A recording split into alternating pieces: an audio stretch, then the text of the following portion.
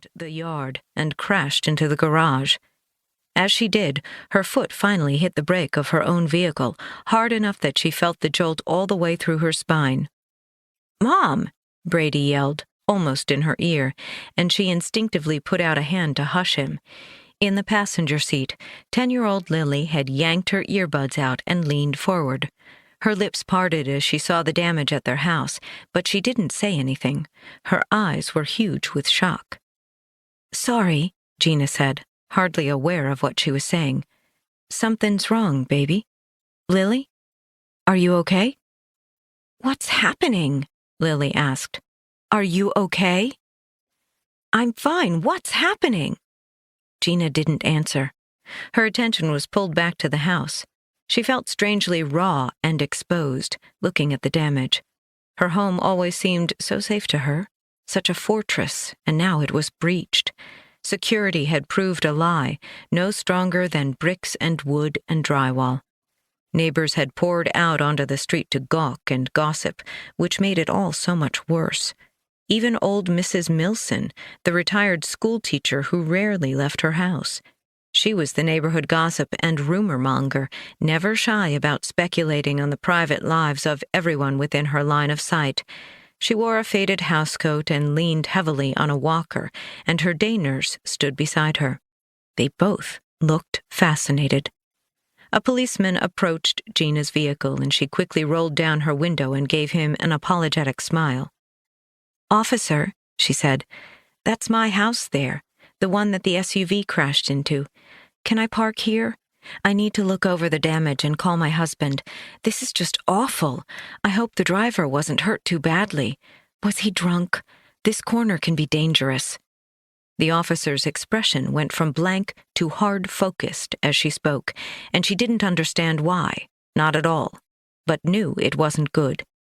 "This is your house?" "Yes, it is." "What's your name?" "Royal, Gina Royal." "Officer."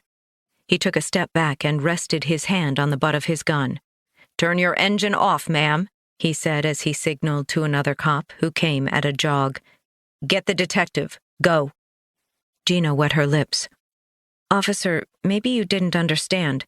"Ma'am, turn your engine off now." It was a harsh order this time.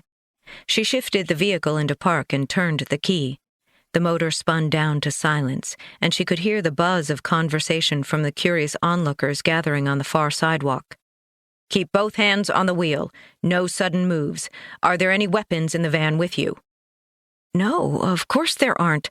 Sir, I have my kids in here." He didn't take his hand off his gun, and she felt a surge of anger. This is ridiculous. They have us mixed up with someone else. I haven't done anything. "Ma'am, I'm going to ask you again. Do you have any weapons?" The raw edge to his voice derailed her outrage and replaced it with cold panic. For a second, she couldn't speak. She finally managed to say, "No, I don't have any weapons, nothing." "What's wrong, Mom?" Brady asked, his voice sharp with alarm. "Why is the policeman so mad at us?"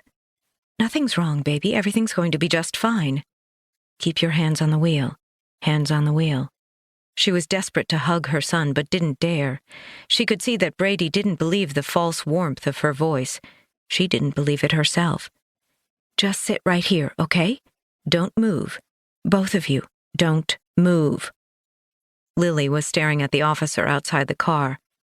"Is he going to shoot us, Mom? Is he going to shoot?"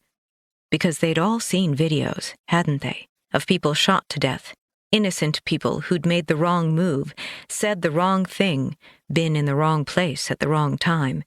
And she imagined it happening, vividly, her kids dying and her unable to do a thing to stop it.